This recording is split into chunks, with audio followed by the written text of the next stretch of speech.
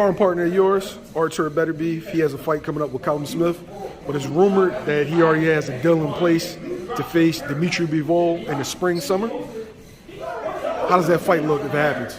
Listen, when I was in camp with Artur Beterbiev, he was 6-0 with 6 knockouts. I was out there with him for 2 weeks. Yeah. Only sparring partner. I told them I needed a bonus after that training camp was over with. And they gave me a bonus. That kid can punch, he can do it all. And that was one training camp that I wanted to be done with. I'm ready to go home. It was a wrap. I'm tired of this shit. Like, this guy punches so hard, it's crazy. And he's special too. A lot of people don't know that he's a good boxer with good feet, and he can box. A lot of people don't know that.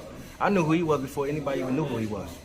I think he's gonna knock Callum Smith out, and he's gonna knock Beterbiev out too. Now, Bivol is looked at as the guy with skills, quick, really good jab. How does Beterbiev close the distance?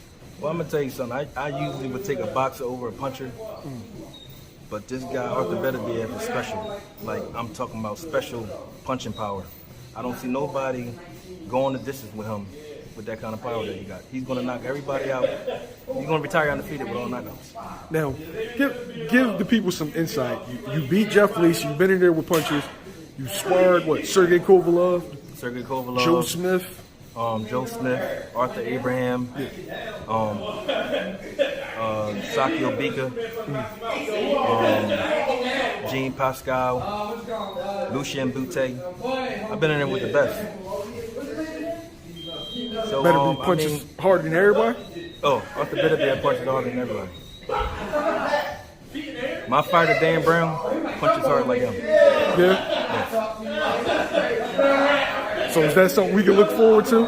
Dan Brown taking that mantle? That's something we can look forward to. Dan Brown is going to be, starting off his career, he's going to be 20-0 with 20 knockouts. Shit. All right, Dhafir, you're a Philly fighter, and Philly's known as probably the toughest fight city in the world, right? You've had great world champions, but you've also had like great B-side fighters, guys that fought the best and all 2 weeks notice, 3 weeks notice, and just gave tough fights and even upset the best. You're one of them. As far as Philly goes, what makes a Philly fighter so tough? I don't know what it is, man. I don't know what it is. I guess it's the breed. It's the breed in us.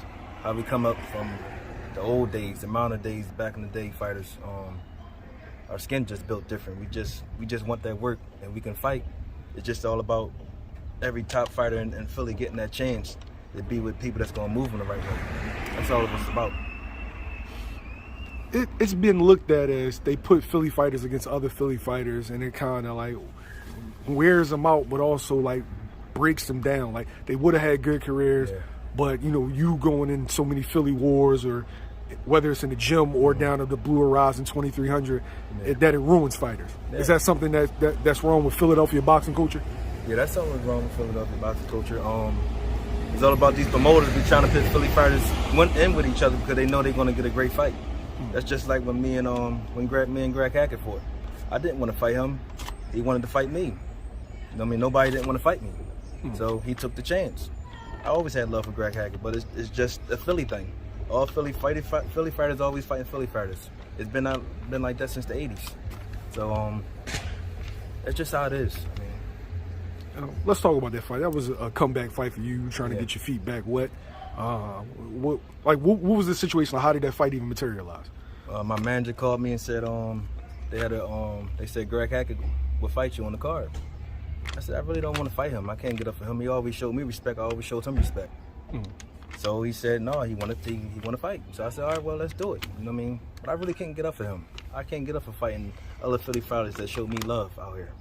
So I just really can't get up for that. How many Philly fighters have you faced? 3.